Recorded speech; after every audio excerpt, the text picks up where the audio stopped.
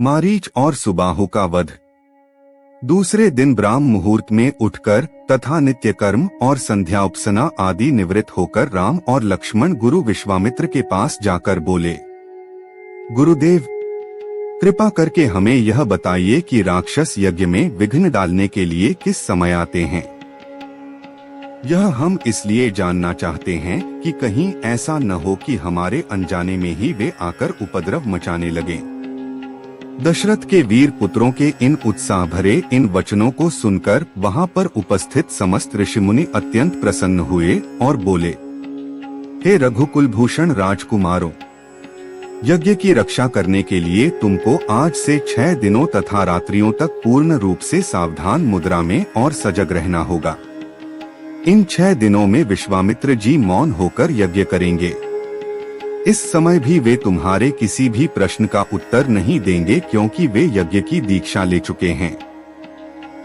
सूचना पाकर राम और लक्ष्मण दोनों भाई अपने समस्त शस्त्रास्त्रों से सुसज्जित होकर यज्ञ की रक्षा में तत्पर हो गए। 5 दिन और 5 रात्रि तक वे निरंतर बिना किसी विश्राम के सतर्कता के साथ यज्ञ की रक्षा करते रहे, किंतु इस अवधि में किसी भी प्रकार की विघ्न बाधा नहीं आई।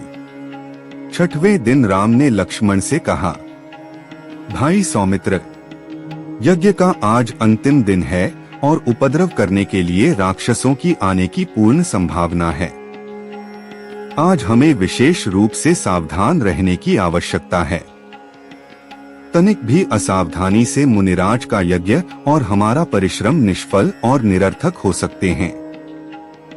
राम ने लक्ष्मण को अभी सचेष्ट किया ही था कि यज्ञ सामग्री, चमस, समिधा आदि अपने आप भभक उठे। आकाश से ऐसी ध्वनि आने लगी जैसे मेघ गरज रहे हों और सैकड़ों बिजलियां तड़क रही हों। इसके पश्चात मारीच और सुबाहु की राक्षसी सेना रक्त, मांस, मज्जा, अस्थियों आदि की वर्षा करने लगी।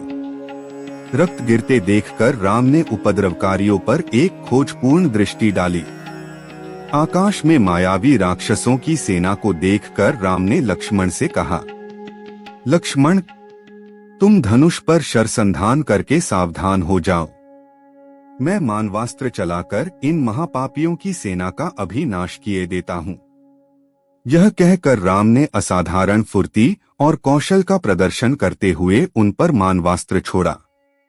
मानवास्त्र आंधी के वेग से जाकर मारीच की छाती में लगा और वह उसके वेग के कारण उड़कर 100 योजन अर्थात 400 कोस दूर समुद्र में जा गिरा।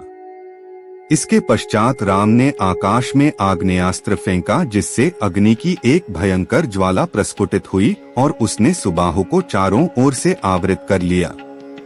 इस अग्नि की ज्वाला ने क्षण भर में उस महापापी को जलाकर भस्म कर दिया। जब उसका जला हुआ शरीर पृथ्वी पर गिरा तो एक बड़े जोर का धमाका हो गया। उसके आघात से अनेक वृक्ष टूटकर भूमि पर गिर पड़े।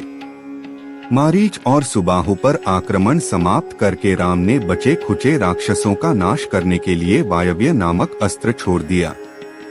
उस अस्त्र के प्रहार से राक्षसों की विशाल सेना के वीर मर मर कर पुलों की भांति भूमि पर गिरने लगे। इस प्रकार थोड़े ही समय में संपूर्ण राक्षसी सेना का नाश हो गया। चारों ओर राम की जय जयकार होने लगी तथा पुष्पों की वर्षा होने लगी।